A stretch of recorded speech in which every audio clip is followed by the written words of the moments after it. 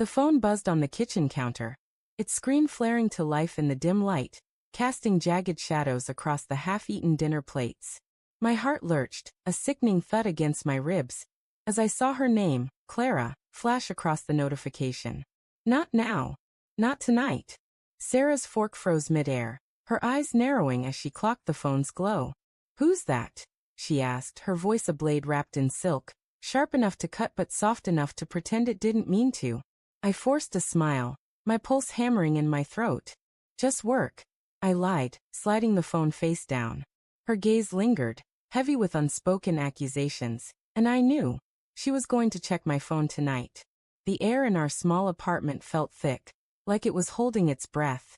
The faint hum of the refrigerator buzzed in the background, a relentless drone that mirrored the tension coiling in my gut. Sarah and I had been married for 6 years, our love a tapestry of shared dreams and quiet compromises.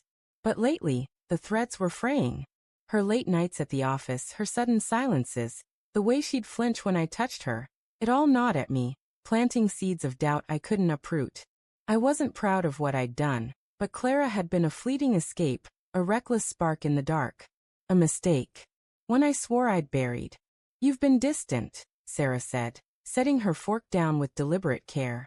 The clink against the plate echoed like a gavel. "Is there something you're not telling me?"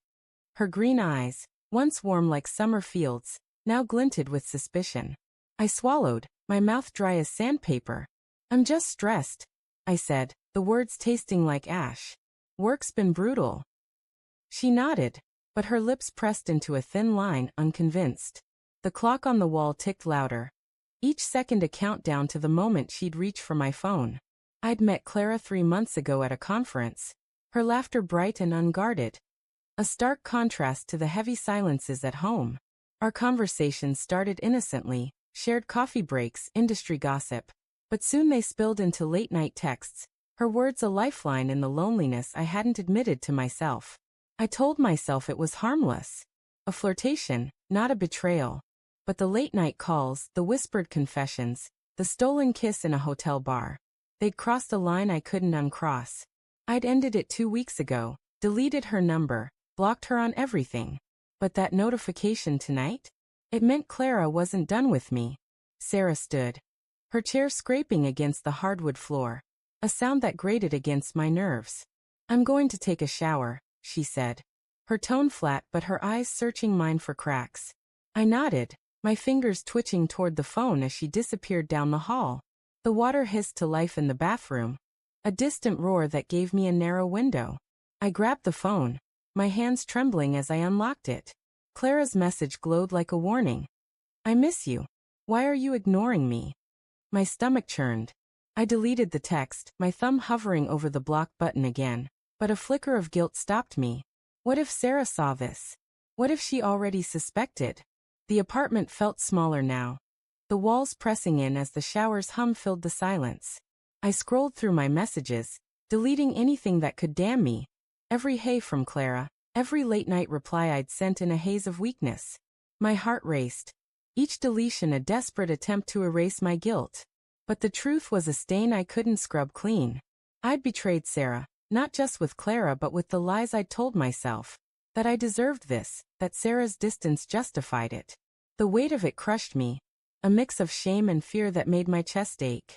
When Sarah emerged, her hair damp and her face scrubbed raw, she looked vulnerable, almost fragile. But her eyes were steel. "I'm going through your phone tonight," she said, her voice low but unshakable. My breath caught, 1,000 excuses clawing at my throat, but none made it out. "Why?" I managed, my voice cracking. She crossed her arms, her robe slipping slightly to reveal the curve of her shoulder.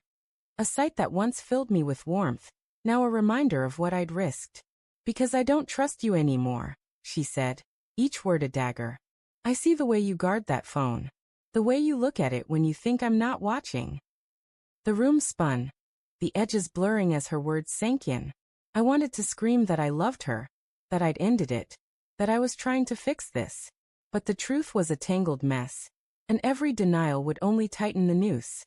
"Sarah, I started, but she held up a hand, silencing me. "Don't," she said. "Just give me the phone." My hands shook as I handed it over, the device heavy with secrets I couldn't hide anymore. She took it, her fingers brushing mine, and I felt the cold sting of her wedding ring, a promise I'd broken.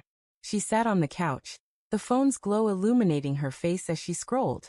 The silence was unbearable, punctuated only by the faint tap of her finger on the screen.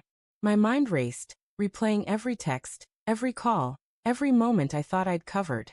Had I deleted everything? Had Clara sent something new? The uncertainty was a vice around my heart. I stood frozen, watching her face for any sign.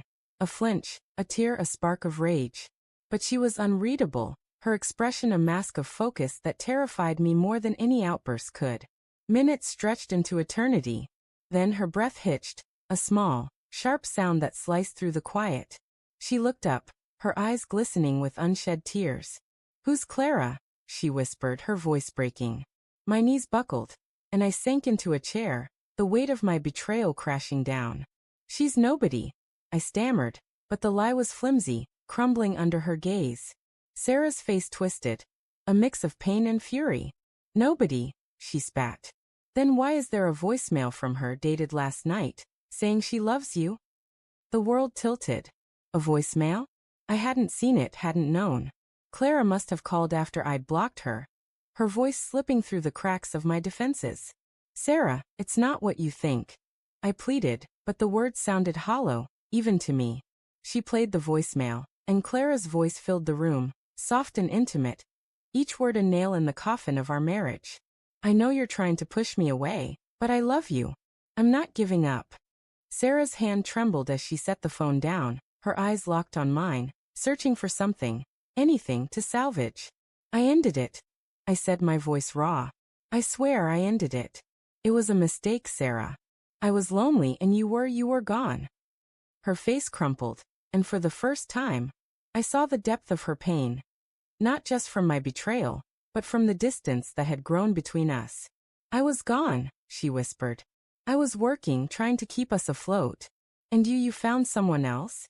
Tears spilled down her cheeks, and I wanted to reach for her, to hold her, but the chasm between us was too wide. She stood, the phone slipping from her hand to the floor with a dull thud. "I trusted you," she said, her voice barely audible. "I thought we were enough." She walked to the bedroom, her steps slow and deliberate, and closed the door. The click of the lock echoed like a gunshot. I sat there, alone in the dim light, the weight of my choices suffocating me. The phone lay on the floor, its screen dark, but Clara's voice lingered in my mind, a ghost I couldn't banish. And then a new notification buzzed, a photo from Clara, sent just now, of us together in that hotel bar, her smile radiant.